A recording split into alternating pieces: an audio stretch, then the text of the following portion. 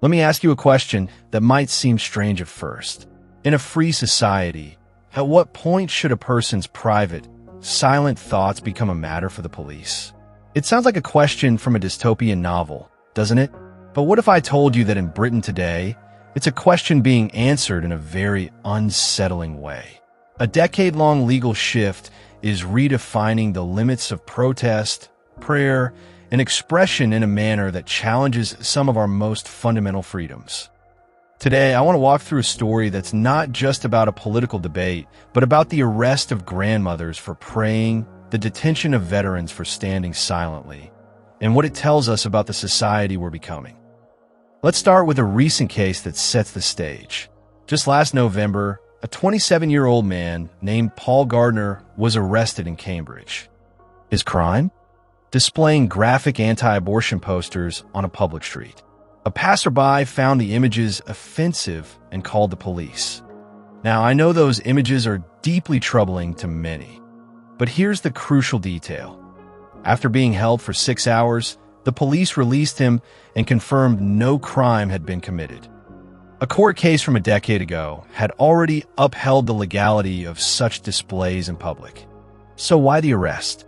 Gardner himself was baffled, saying it felt absurd to be arrested for showing what his local member of parliament had voted to permit.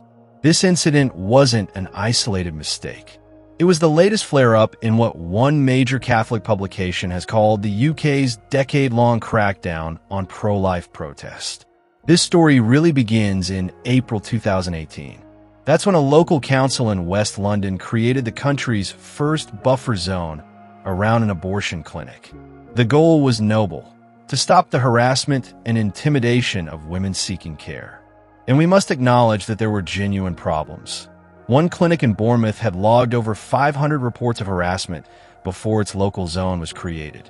But a government inquiry at the time found that serious intimidation was actually rare and that blanket bans were disproportionate when police already had laws to tackle genuine harassment.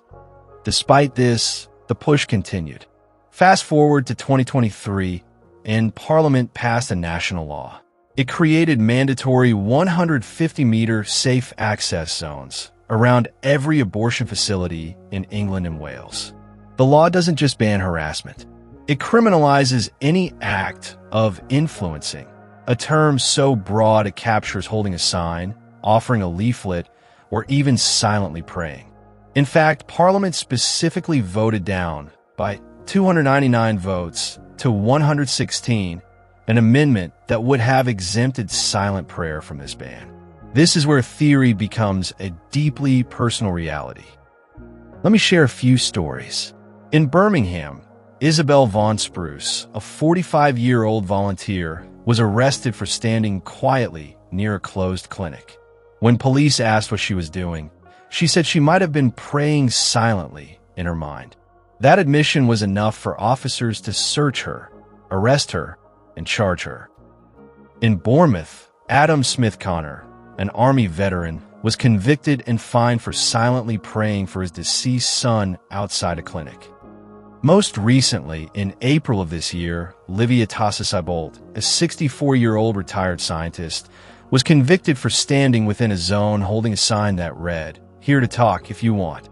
She was given a conditional discharge and ordered to pay £20,000 in prosecution costs.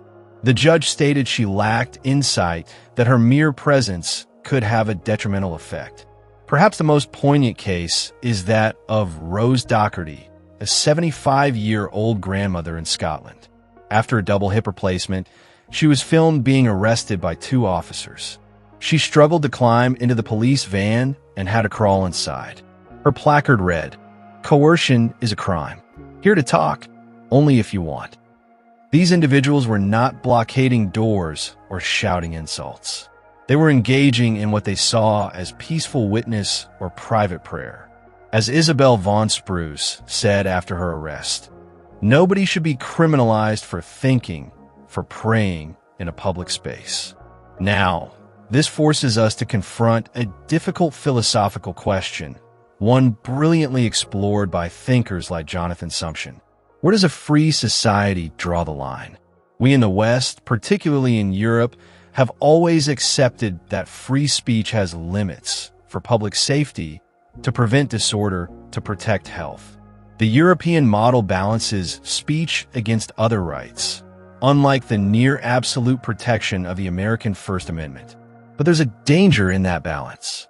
As the great writer George Orwell pointed out, free speech is worthless unless it includes the freedom to say what people do not want to hear. There's an inevitable tendency for every generation to want to ban the ideas they find most intolerable. The UK's buffer zone law asks, does the right to access healthcare without distress override the right to peacefully express a dissenting view on a profound moral issue in a public space? The courts and Parliament, so far, are saying yes. Former Home Secretary Sala Braverman even wrote to police chiefs reminding them that silent prayer, within itself, is not unlawful, urging common sense. Yet the arrests continue. So, I'll leave you with this. We have to ask ourselves not just about this issue, but about the principle. Does protecting a right require silencing all opposition near its point of exercise?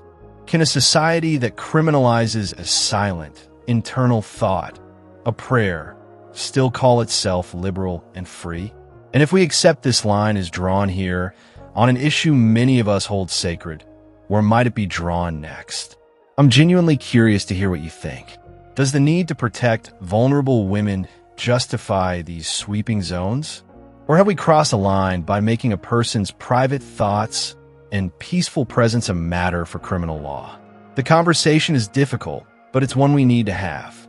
Share your perspective in the comments below. If this deep dive into the tension between rights and freedoms was valuable, please give this video a like and share it with someone who cares about these fundamental questions. Thanks for watching and for thinking it through with me.